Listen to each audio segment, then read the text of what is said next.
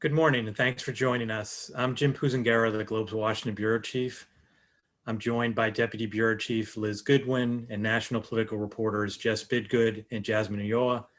They recently spent several weeks digging into the challenges and potential chaos surrounding this unprecedented presidential election and its aftermath. That work resulted in the project we published last weekend called A Test for Democracy. We got a fresh reminder of the challenges yesterday when President Trump again would not commit to a peaceful transition of power should he lose the November election. A lot of you submitted excellent questions ahead of time, and we'll try to address as many of those as we can. You can also use the Q&A tool on the bottom of the screen to ask questions live, and we'll try to get to those towards the end of the event. I wanted to start off with Liz, who got to watch a pandemic election in action in the battleground state of Florida last month when it held its primary. Can you tell us what you saw and how that went? Yeah, so yep, I went down to Miami. Their primary was August 18th, I believe. And no one really knew what to expect in terms of turnout because there's obviously still a lot of fear about COVID. And we saw in some of those early primaries, like right after COVID hit, like, late February, early March, turnout was just so low. It was really kind of a disaster. And then you had these images of like, excuse me, like long lines and people are crowded. And it was just, it just looked like this both democratic and public health disaster in action.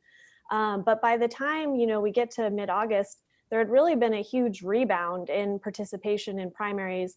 And part of that is because so many states expanded their absentee vote by mail programs. So places where you couldn't vote by mail unless you had some specific excuse or whatever, you could suddenly vote by mail because people were worried about, having this low participation.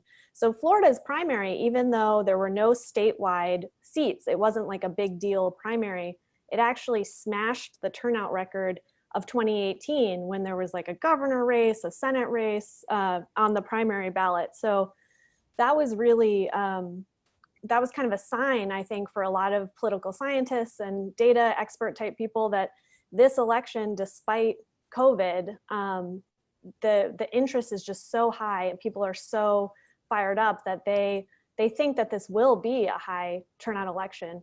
And then when it came to actually mitigating the effects of COVID in Florida, the thing that was kind of interesting is even though you could vote by mail and Florida has a very, tried and true tested vote by mail system, a lot of voters who I ended up speaking to would say, I came in person. I mean, the craziest one to me was this 87-year-old little old man, and like his wife was on a walker and he was like putting the walker in the back of his van in Miami wearing a mask, having just voted in person. And I was like, wow, like what, you didn't want to vote by mail? Like you're 87.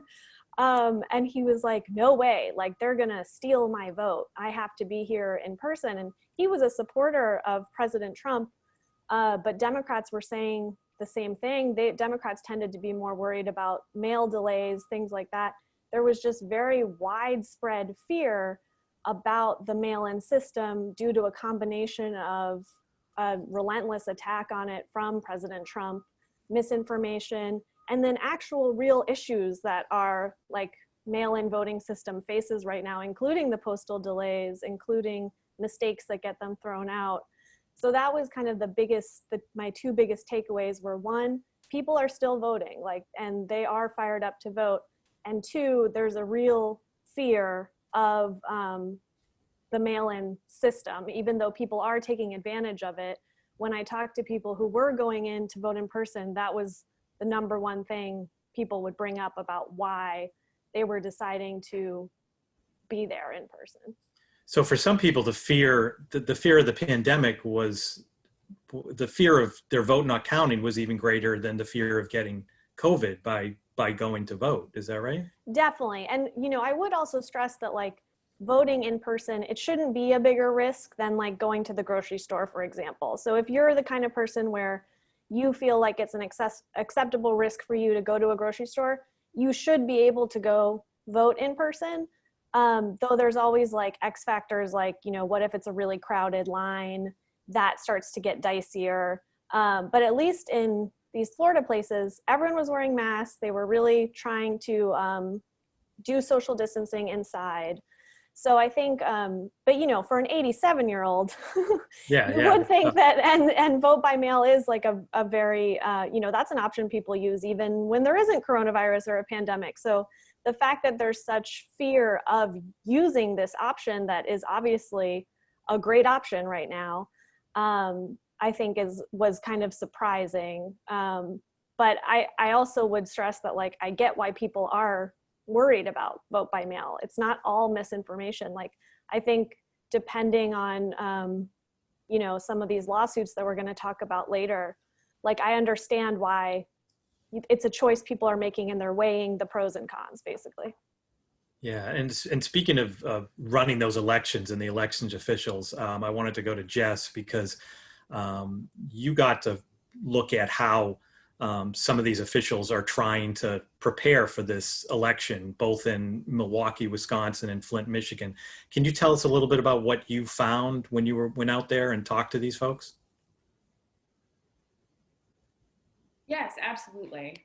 So around the country, elections officials in most states, not all, are basically preparing to run two elections simultaneously, a mail-in election and an in-person election. That's not the case in states that have already kind of emphasized mail-in voting, like Colorado, for example, although you still have the option to vote in person there. But there's a lot of states where this sudden increase in people voting absentee and using mail-in options is new. And so that means that election workers are getting ready for just an unprecedented number of mail-in ballots, more than they've ever dealt with before, while also thinking about how to hold an election in person that's going to be safe. That means that in many cases, they are tracking down supplies they haven't needed before. Certainly during the primaries, many elections officials quickly have to become procurement experts in tracking down hand sanitizer and plexiglass dividers and all of the material that could make not just voters feel safe, but crucially, poll workers feel safe. During the primaries, and Wisconsin's primary is a good example of this, which was held in the early days of the pandemic, when numbers of sicknesses in Wisconsin were pretty high, they lost a lot of poll workers who decided they did not feel safe coming in and working the elections that day. In Milwaukee, that was one of the factors that contributed to only 5 polling places being open, which is what led to those enormous lines that really became, I think, an indelible image and a warning to the nation about what could happen if we didn't rethink the way we hold elections. So since that time, election workers have been, like I said, tracking down not just safety supplies and personal protective equipment, but also rethinking what kind of supplies they need to count all of these new mail-in votes on election night. In Milwaukee, that meant getting 7 more high-speed tabulator machines, at least 7, I should say. And these are like huge $100,000 machines that count mail-in ballots very quickly. In Flint Township, which is a smaller community outside of the city of Flint, they're expecting about 14,000 mail-in ballots, which is more than they've experienced before. And the town clerk there was saying she hopes they can get at least 1 more high-speed tabulator to help them on election night. So just getting the material they need has been huge. And over the course of the summer, what they need has changed. Earlier in the pandemic, they were thinking a lot about personal protective equipment. As the summer wore on and alarm bells started ringing about postal delays in this country, drop boxes became literally the hottest piece of election equipment in the country that you could want. And the thing about those drop boxes is that they don't, they're not just sitting in a warehouse somewhere waiting for people to order them. They have to be made, they have to be produced. So I was with the head of Milwaukee's Elections Commission as she was trying to track down drop boxes, and she had some lined up that were going to get there October 1st, but she needed some to get there earlier. And just the process of tracking down boxes that could get to her in time was kind of harrowing, because there has been such a rush on these things. And then the last piece that has made elections officials' jobs so complicated, and this is really ongoing, is the broad environment of uncertainty. The fact that there are still state lawmakers kind of working through bits and pieces of what the laws are going to be around mail-in ballots, when something can be accepted, what final deadlines are going to be. That's something that's still happening in a state like Pennsylvania.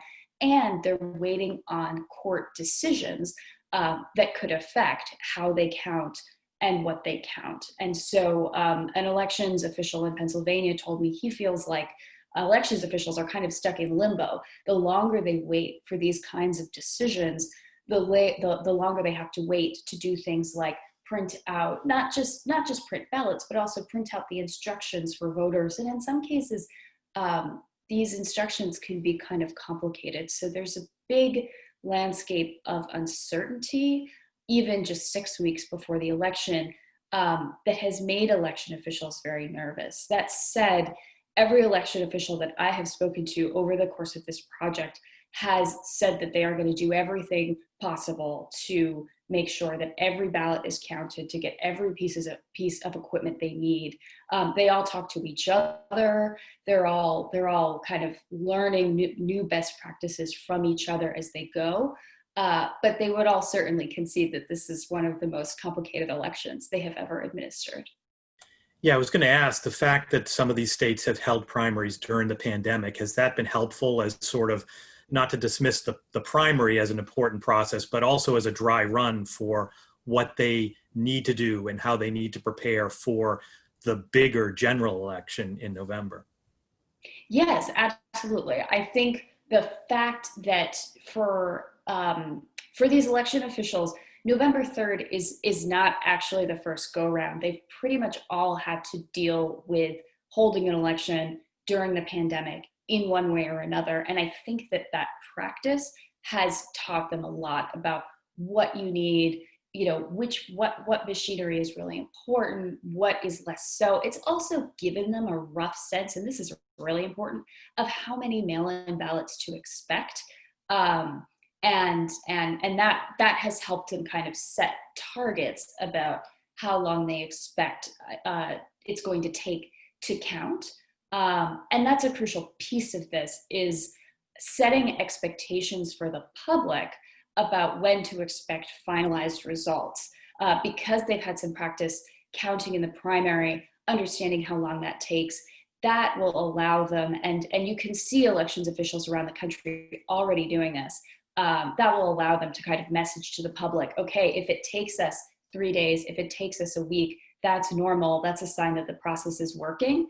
And that's going to be crucial to their ability to combat any misinformation from either, online actors up to the president himself, suggesting that it taking a while to count is in some way a sign of something bad. Elections officials' message is that it's not. It's just the process working itself through. You talked about some of the complications of the applications and the instructions, and I wanted to turn to Jasmine now, because that was something she looked at, the challenges of mail-in voting from the voters' side of this, and where some of the potential holes and flaws in this quickly implemented system in a lot of states lie. Can you talk about what you found, Jasmine? Yeah, so I was really looking at how even in blue states, progressive states like Massachusetts, where state officials are on board with expanding mail-in ballots, how even here the logistical challenges can be pretty massive and steep. Jess was talking a little bit about the uncertainty of this election. I mean, so state officials have to think about not only producing the ballots and how to get those to households, they have to think about applications for those ballots, information about applications for those ballots, information about how to register to vote. You know, what languages are all of that material? What languages is that material in? And so that makes it's an extra layer of complications. So even in these states that want to do it, there can be gaps in who is getting a ballot and who's being encouraged to cast that ballot. And so I was really looking at those challenges from voters' perspective, you know, users with the system. So voters, particularly voters of color, immigrants, new voters, and even like parents who are really stressed out right now trying to teach online Zoom classes. They're not going to have time to figure out when's the deadline, or it might just slip their mind when is you know, when they have to turn it in and where. So I guess what I found was just how crucial grassroots organizations are to all of this. Groups like Mass Vote and advocacy organizations, Latino advocacy organizations like LULAC and Mi Familia Vota, and you know, the Chinese Progressive Political Action, Cambodian Mutual Assistance Association, that already have relationships already built in with the community and can really reach out to voters. It was also really interesting to see how steep the challenges, how varied they also are for different groups in the community. For example, you know, for many Black voters, voting is a very integral part of who they are. I mean, Mary Burton was one of the voters I interviewed in Boston, and she said to me, voting is more than you know, voting is more than just a right. It's a debt of gratitude to all those people who literally gave their lives, who were thrown in jail, who fought for the right of me and my Black family to vote. For Latino voters, it can be very different. You know, a lot of people don't have that level of empowerment, are kind of disillusioned with the system. Some of the Cambodian volunteers that I went out with talked a lot about, you know, bridging the gap between, you know, an older generation and a newer generation. Older generation, there's more stigma around voting. They distrust government. They're not really used to the process. So it's a different way in for different types of people, and for different communities. And so how do you reach all of that, especially in a pandemic that just makes everything so much harder? It's not easy to just knock on doors and have those conversations. You have to have those conversations over the phone. So again, how crucial grassroots organizations are, how crucial volunteers are in this process. And that's something that I really did see a lot of. You know, I joined some phone canvassing, you know, where people would just log on to a Zoom call and they'd be all muted and they'd just be calling voters just to remind them, hey, have you voted? Have you filled out your ballot yet? And not every, you know, some days were rough. Not everybody would answer the phone. Some people don't want to talk, but even those small acts can really make a difference for some people. So I'd say that. And then I think, you know, a lot of the volunteers would say that they did see some hope because the primary was a practice run. And despite these logistical challenges, you know, Massachusetts did see record turnout. So that's a chance. 1.7 million votes were cast in Massachusetts. So yeah, it was a record turnout. You found something interesting. I wonder if you could just mention briefly, you know, talking about the language challenges, and there was a problem with some of the instructions in Khmer language on the ballot, right? And just the complications of that and getting that fixed. How did that go? Yeah, so that's I think the challenges, the language barriers have been especially hard for Asian Americans who are now the fastest growing voter bloc in the U.S. So ballots were sent out, applications were sent out, information about how to apply for your ballot and all of that were English and Spanish. But in Khmer, there was just one line or one paragraph, and the characters hadn't been translated correctly. Some of them became pluses and minuses, so it was pretty garbled and people couldn't understand. And so they had to redo that, or they had to ask for more information.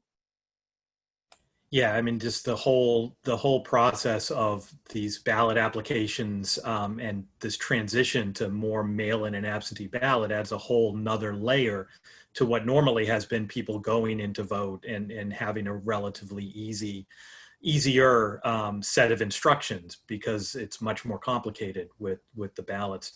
Another problem, and I want to get to some of the pre-submitted questions, and there were several about the Postal Service and the problems it's had in recent weeks, and its ability to handle this influx of millions more mail-in ballots.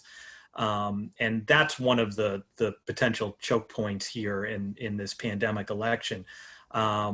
And so I wanted to see if you all could talk about that. I want to start with Jess, because you spoke to some postal workers in Milwaukee, and I'm wondering how they're feeling and what you found in talking to them. Sure, absolutely. So over the summer, as I'm sure everyone watching this is familiar with, we saw kind of a pileup of postal delays around the country.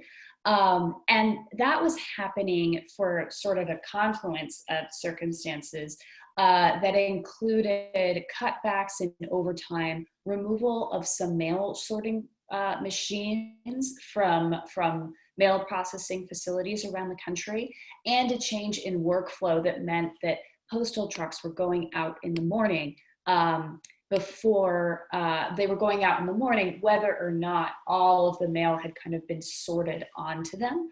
And the Postmaster General, Louis DeJoy, came under fire in August, and he said that he was temporarily suspending some of these changes. But postal workers have said that these delays persist, and a report from Senate Democrats that they put out on September 16th said that 7% of first-class mail was delayed due to changes like the ones that I'm describing. And so while I was in Milwaukee, as I said, I was with the top-ranking election official as she was trying to track down drop boxes as a way of guarding against this kind of issue. She wanted to make sure that voters in Milwaukee wouldn't have to rely on the mail and would have other options to get their ballots in. But I also spent some time with the postal workers themselves, and they are on the front lines of this problem. They understand what it takes to get mail sorted and get it out and get it to the customers, and they take a lot of pride in doing that. They are also the ones who have to stand at the window and tell a customer of the Postal Service, no, I'm sorry, that mail's not here yet. We'll get it, but we don't know where it is right now. Which, when you're talking about anything from, bills that people are putting in the mail all the way to ballots, is really, really difficult. So postal workers are very worried about this, and they feel, certainly the workers that I spoke with, hampered by their management, and worried ultimately that the trust in the Postal Service, which is one of the most popular branches of government, is going to erode as a result of changes like this. It has also led both elections officials and voters, I think, to think a little differently about how they use the mail. And we are already seeing a couple of effects from these worries about the Postal Service. One is that the use of drop boxes in states that allow it is going way up, but we're still seeing fights and litigation over the very use of drop boxes. That's been something that's been going on in Pennsylvania. In Ohio, you're seeing kind of a clash between elections officials and the Secretary of State over where drop boxes can be and how many you can have. So there's uncertainties around drop boxes too. This has led election officials to just emphasize that people need to get their ballots in as early as possible, request their absentee ballots early, get them in a drop box or in the mail early, track their ballot to make sure it made it to them. And I think as we get closer to the election, we're also seeing a shift back to people voting in person, which is what Liz was talking about at the top of the hour here. People who are worried about the mail for all of the reasons, from postal delays to the attack on mail-in ballots from President Trump, are ultimately deciding, you know what, I'm going to go and do it in person, and I'll feel sure that way that my vote made it in.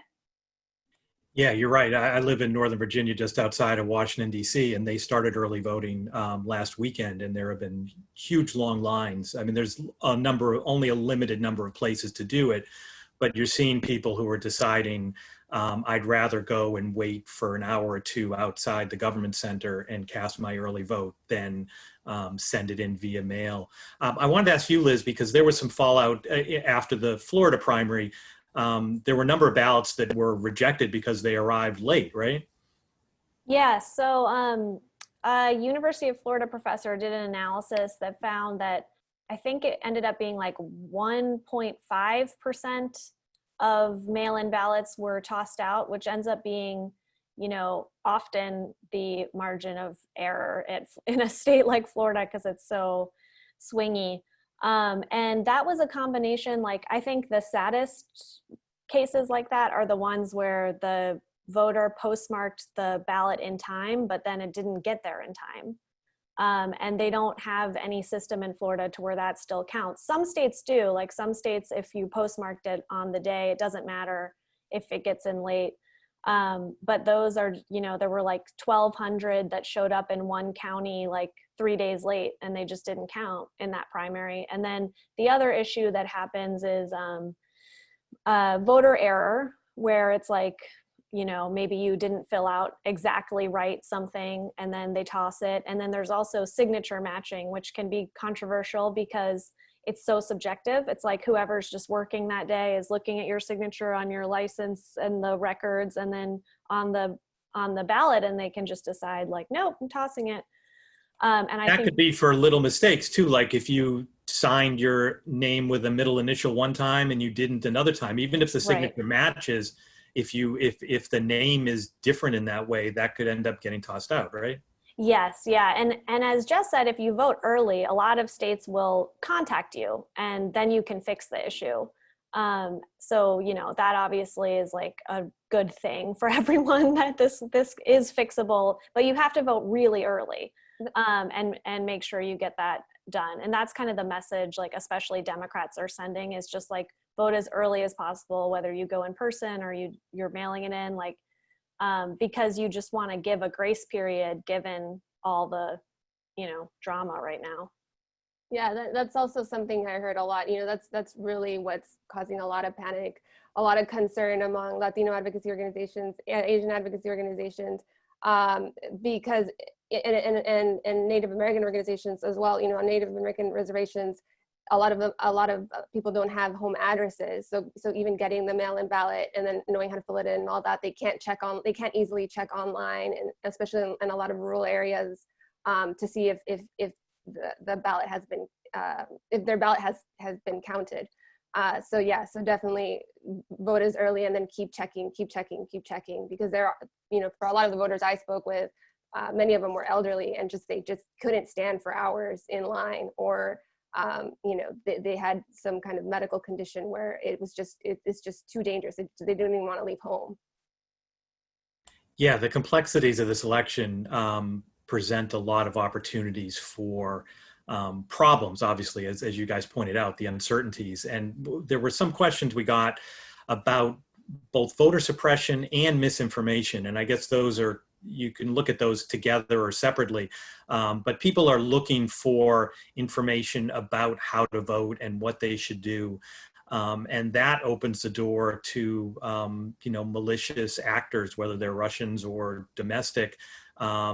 Jasmine, you looked into this. I wonder if you can talk a little bit about the problems of misinformation as it relates to voter suppression and just more broadly. Yeah, so I guess I can start with kind of just the general landscape, since at least 2016, because there were incidents before that since at least 2016, disinformation experts have found that Russian actors were really trying to sow political discord. They were infiltrating left and right groups on Facebook and Twitter, and pretending to be, members of these organizations to sow confusion about the electoral process, to temper enthusiasm among especially Democrats, on voting, and also just perpetuating a lot of misinformation about polling locations, or that you could, or misinformation that you could vote from home, you could just tweet in your vote. We saw that a lot in 2016, 2018, and we're starting to see that again. People are starting to see that again, especially with the pandemic. Again, the pandemic once more adds another layer of complexity, because there's misinformation about the virus already, that runs the gamut from treatments to cures, and it all kind of blends together on the web. And there's this culture of because there's so much fear and there's so much uncertainty, it kind of, this is something I hear a lot from misinformation experts, is that people fall back on old habits. They look for partisan sources. It's a form of comfort. So when you're having all these kind of conditions at play, when you have all these conditions at play, it's just making it harder to get accurate information. So again, it like I said, it kind of runs the gamut. You have people, you have the type of disinformation, the type of misinformation that's just erroneous polling location, like you can vote here, these are the polling locations and they're all wrong, or you can vote from home. Then there's also like disinformation about like, oh, well, you're only picking between the worst of two, the two candidates are the same, Trump and Joe Biden are the same.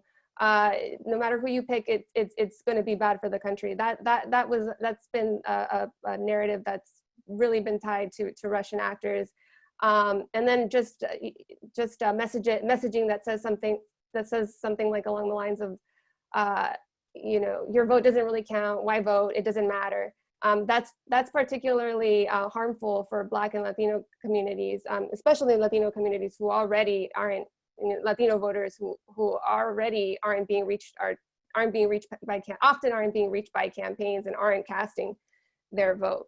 So it kind of runs the gamut, and people are concerned. I think what was really interesting in working on this issue was listening to cybersecurity experts at conferences in August, where the presidential election really took on, it really became a dominant topic in these spaces where, typically you're hearing about technical problems, technical process, it's more computational, it can be very dry. These conferences can be very dry. And this year they took on a whole different air. You heard more about values, you heard more about preserving the integrity of democracy. So even that conversation, the conversations in the cybersecurity field are quickly changing.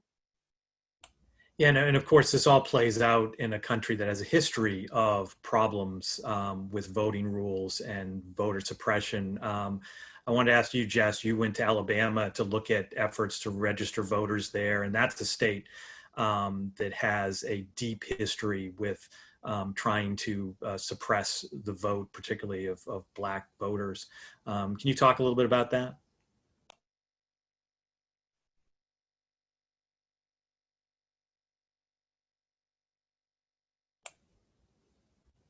I think Jess is frozen there.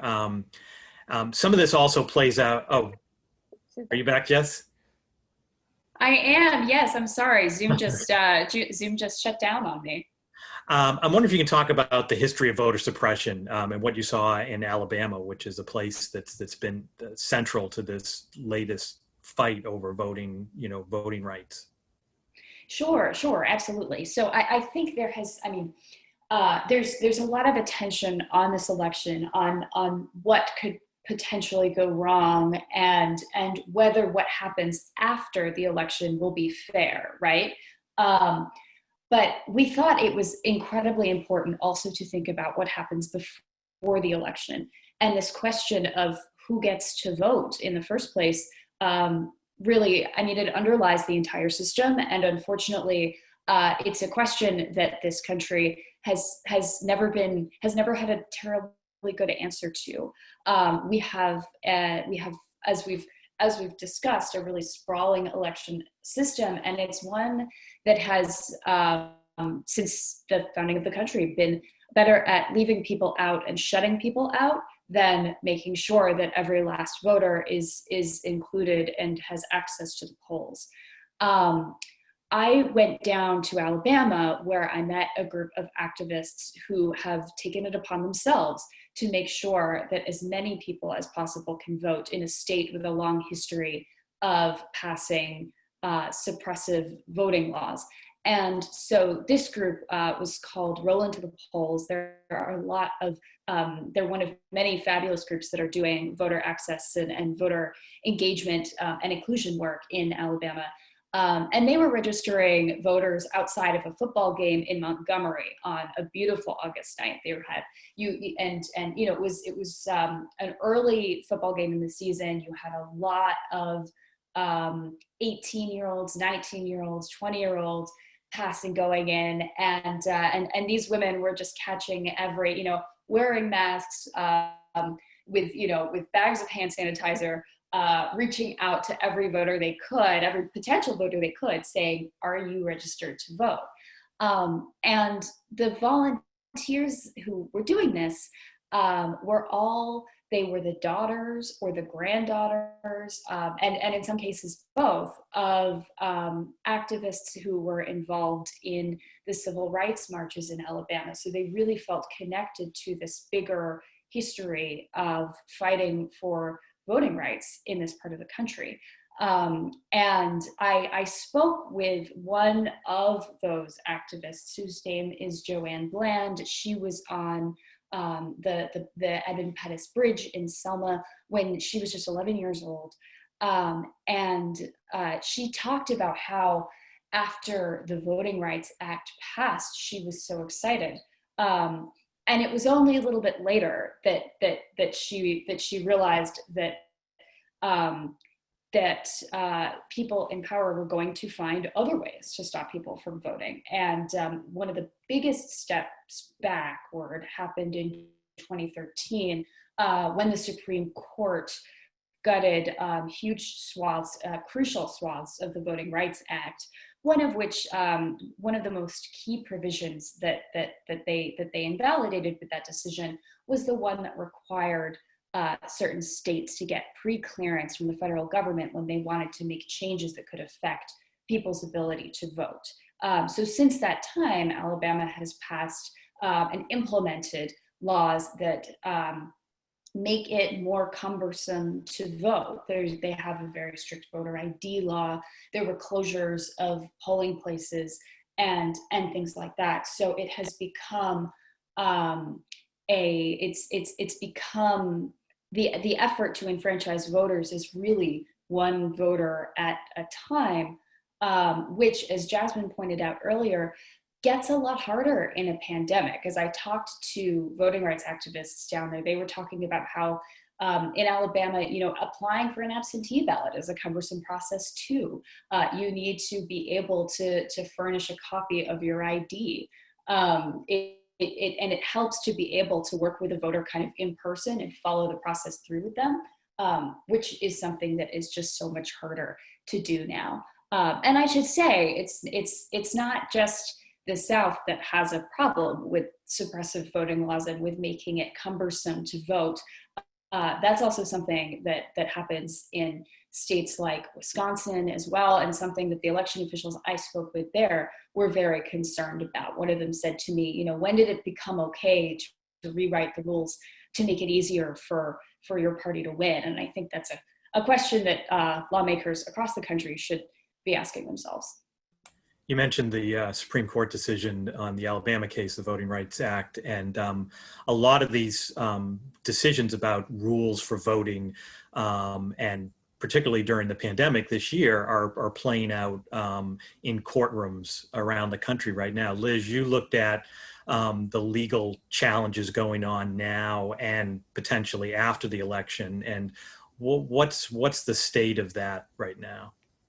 Yeah, I think one of the most surprising things to me about this election is just how much is kind of up for grabs, which I think we sort of heard from Jess earlier, where like elections officials are finding out, like, can I have a drop box? Like, in Pennsylvania, the RNC, I actually can't remember if it was the RNC or the Trump campaign, was suing to not allow drop boxes, which is where you would go and put your mail-in ballot if you do have concerns about mail delays. So it's actually like a really useful tool for all voters in theory.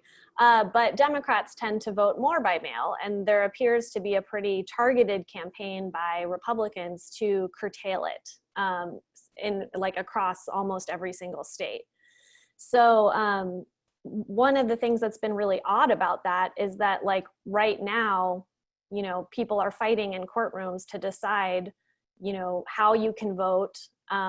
It's just huge, like basic things that you would think we would know, but like 5 weeks before an election or whatever. So I think Pennsylvania is a good example because the Republicans were trying to, you know, not have the drop boxes. They lost that, but then they won a different case, which is like, you guys have probably seen it on the news, like this naked ballot thing. It kind of has a funny name.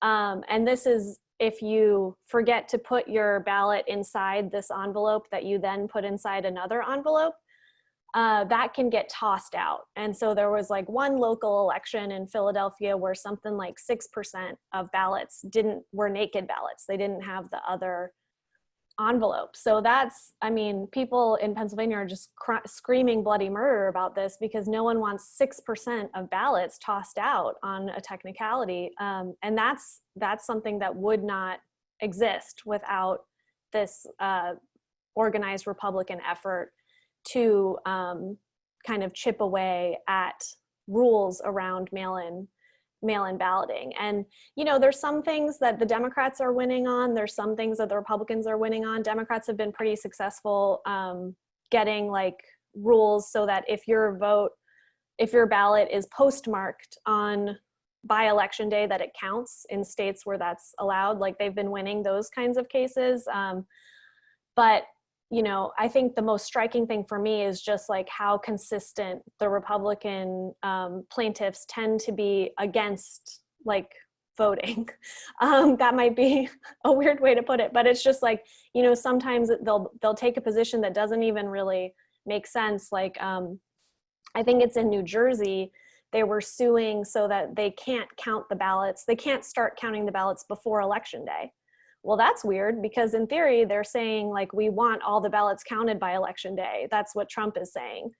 And then, you know, in other places, they're saying, oh no, you shouldn't allow the ballots to come in late if they're postmarked in time because that's too confusing because we need to have them all counted by election day. And it's like, well, then why do you have that other position in New Jersey? So it's really just like, I think one scholar who's counting it, it was like 240 lawsuits right now related to COVID, so related to mail-in balloting and these other things that states are trying to do to expand participation. So it's a lot of litigation, and as you mentioned, it's not even, that doesn't count like a Bush v. Gore type thing that would happen, you know, once we're in election day counting scenario, and it's really just been like an unprecedented sort of thing for everyone involved. Millions of dollars. It's a lot.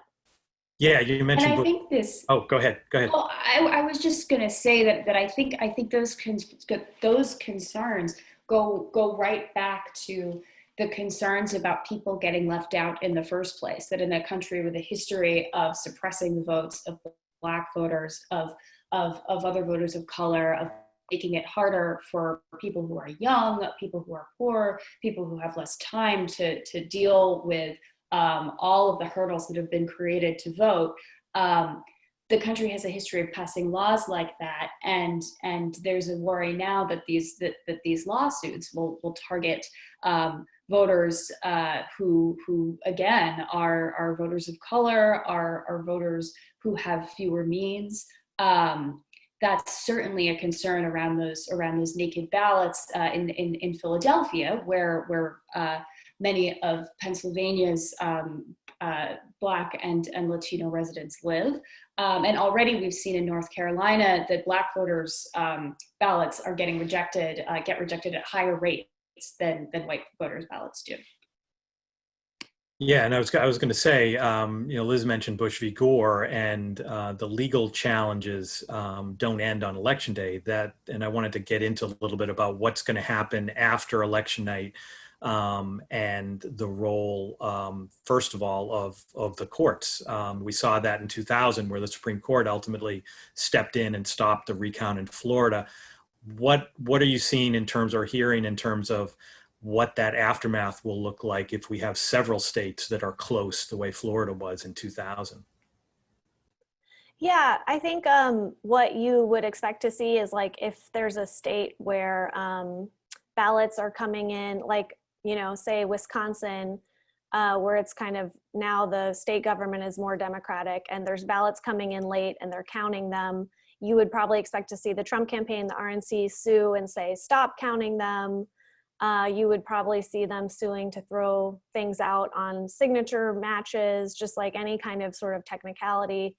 And then on the flip side of that, I think you would see Democrats, if there's really, really long lines somewhere, they would be suing to say, you need to extend the hours, obviously. And then when it comes to ballots arriving late, you would have a lot of suits saying those need to be counted. Or if you have, like the postmark is illegible or like things like that, like those should be counted. So it's really going to be a battle between, counting and not counting, with, for the most part, Republicans on the not counting side. And, they say that's because it's more confusing if things are coming in late and the rules are the rules and all that. And Democrats are saying this is part of, a larger pattern of suppression and trying to get votes thrown out. And then you add sort of the grenade into that, which is a president who's going to be screaming that it's all a scam, which is what he says now, and that any ballot coming in that wasn't counted on election day is like phony or whatever, which obviously isn't true. Military ballots come in late every single election and are counted, as long as they're postmarked. So it's going to be definitely a volatile situation. And the other thing is, like, Bush v. Gore was actually 25 lawsuits that like narrowed into Bush v. Gore. So each dispute is going to be like its own explosion of lawsuits on different technicalities. So I think, the only thing that might, I think, prevent something like that is if it's not a close election, which if you look at the polls, that's not an improbable scenario. This could end up not being that close. I still think there would be a lot of lawsuits, but I think you wouldn't see like, recounts and things like that if it's pretty clear that one of the candidates has lost. Yeah, and we saw, and you mentioned President Trump, and I want to talk to Jasmine a little about the role of, disinformation after the campaign, and because after the election, because as we saw in 2016, and as you mentioned, Democrats tend to vote by mail more, and in some places you see what's known as this blue shift, where the votes that come in person on election night go one way, and then as they count the votes that came in by mail, as those get counted the subsequent days, the Democratic candidates pick up support, and that opens the door to a lot of allegations and possible misinformation. Can you talk a little bit about that, Jasmine? Yeah, and see, this is why I really focused on California Secretary Alex Padilla, because this is something that he's concerned about, and a lot of secretaries of state are already are talking about how to begin messaging and education of now for voters, so that they know that the process takes a while. Like Jess has already said several times, this is just how the process works, that it's taking a long time. It means that it's actually working. We're trying to do right by you. And also how to work with major news outlets, major television networks, so that they're not calling a result that night and then having to, retract that, or change the narrative a few days later. Like how can we start those conversations now, and what does that look like? And California Secretary of State Alex Padilla has been trying to fortify his cybersecurity systems, has been trying to, has been working to replace those old voting machines, to try to, since Bush v. Gore. I mean, I think he was really, he and other secretaries of state have been really focused on that. They were really focused on the election security aspect of it. I think 2016 made them realize, hey, it's not just about preserving these systems, it's about also preserving the trust and confidence that voters have in these systems. And part of that, a lot of that, more than half of that battle is fighting this disinformation and misinformation that is going to come not just from Russia, but could come from other countries, could come from foreign and domestic actors, is coming from Republicans and Democratic operatives as well. It's coming from amateur anarchists to white supremacists. Like it's all there. So they're really focused in on that. And I think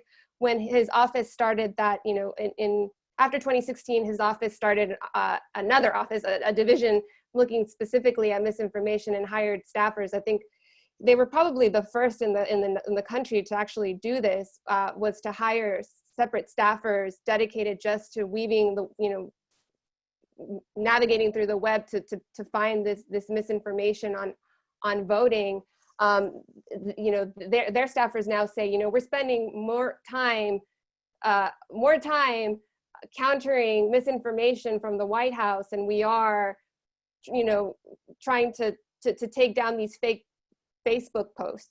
So that's one. So the disinformation from the White House is really causing a problem for elections officials already. And it's, you know, this isn't something that just started. It started back in 2016 when Trump was even running, when he was running for president the first time. So it's something that's been on their radar, and they're having more conversations about how to counter that. And also, I think the piece that we haven't talked about much is the role of social media companies, because they're also under fire for not doing enough, for not taking posts quickly, taking down posts and tweets and this type of material down faster. So we're going to see a lot of those battles as well. Unfortunately, we're running out of time, so I want to try to get to some of the questions that are coming in live, if we can do that quickly. One of the questions had to do with military ballots. And Liz, you touched on this, and I just wanted to ask you a little bit more about it, because you're right, those normally come in from overseas and they're counted. Is the Republican position really that they're invalid and they should not be counted if they come in after Election Day, or do they make a distinction between those? Yeah, they're not actually saying that. I think a lot of what Republicans will say, if you really press them on this, is like, oh, okay, no, we know, because mail-in balloting, like in Florida at least, was more Republican than Democratic. Like they used that system more than Democrats did. So it's been a bit of like a head-spinning thing to see this switch on mail-in balloting from them. But what they say is that there's states that aren't used to doing it, that have just adopted this for the pandemic, and that's why that's bad or whatever. Like they aren't saying like, oh, no one should mail in a vote. They're more tying it to the pandemic and the rushed nature of that. But I think the actual, what people are hearing is that mail-in voting is bad, and that it's going to lead to fraud and yada yada, and that's really corrosive. So another participant asked that this is National Voter Registration Week, and what's being done to make sure people register to vote and are aware of deadlines to request a mail-in ballot. We touched on a little of this before, but Jess, do you have a sense on that? Yeah, I think we are seeing a pretty concerted push, as I said, from elections officials to say, you know, every part of the voting process, do it early, register early, request your absentee ballot early, and then vote early. But that said, a lot of this is also falling to activists like Kenesha Brown with Rolling to the Polls, and some of the other activists I spoke about earlier. It's not like, you know, we don't have nationwide automatic voter registration or anything like that, and it's not really the job of any government agency as things are laid out to ensure that everybody gets registered to vote. So it's down to the willingness of officials to to kind of take the initiative to do this messaging, and the hard work of activists to get people registered. And I think it's important that, you know, anybody watching this, just take a minute to make sure you are registered. Double check what your deadlines are. This country does not make it as easy as it should be to vote, and so unfortunately, it comes down to the activists and the officials and the voters themselves to try to make it all happen. Thanks. And a few of the questions are along those lines a little more broadly, like what can I do to make sure my vote counts, whether it's an absentee vote or you know, that I'm going to be able to vote in person. And I know that you all spoke to a number of experts on this, and I'm wondering if each of you could offer you know, one of the tips that the election experts put forward for people as they navigate the next, you know, several weeks towards Election Day. You want to start with that, Liz? Yeah, I mean, I would just echo what Jess said, which is do it as early as possible. Like, my own takeaway from this is, like, if I had an in-person early place next to me, I would do that. After that, I would do a ballot drop box with a mail. That would be my order of operations. But I think that, you know, as long as you're voting early and you really follow the instructions really carefully, if you're doing mail-in, you should be okay. And in a lot of states, I know Massachusetts is like this, you can track your ballot too. I know people are concerned, like, well, if I put it in the mail, how do I know it gets there? People have the ability to do that in a lot of places, right? They do, absolutely. And I think that would be my piece of advice is remember that if you do vote by mail, if you do vote by Dropbox, in most states, it's not like you put your ballot in the mail and you never know what happens to it. States have nice systems set up where where you can go and make sure that they've processed it and they've got it. They have pretty complex systems set up where you have a voter number and your ballot has a barcode, and it allows them and you to make sure that your ballot made it all the way. So certainly follow that.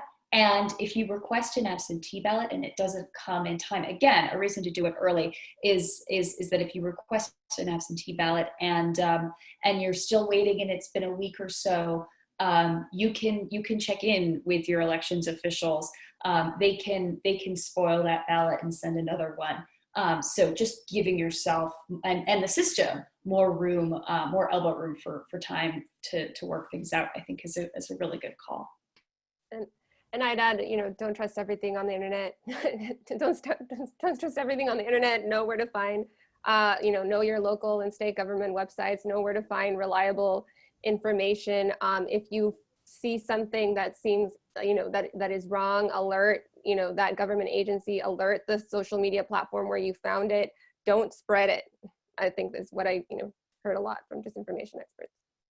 Yeah, that's great. Don't trust anything on the internet is a good rule of thumb, not just for this, but for a lot of things these days. So, well, unfortunately, that's the end of our time. I want to thank everyone for participating. I want to remind people that this event has been recorded and it'll be distributed after we're done, so you can replay it or, if you want. And thank you all. Thanks, Liz, Jasmine, and Jess. And thanks everybody for joining us.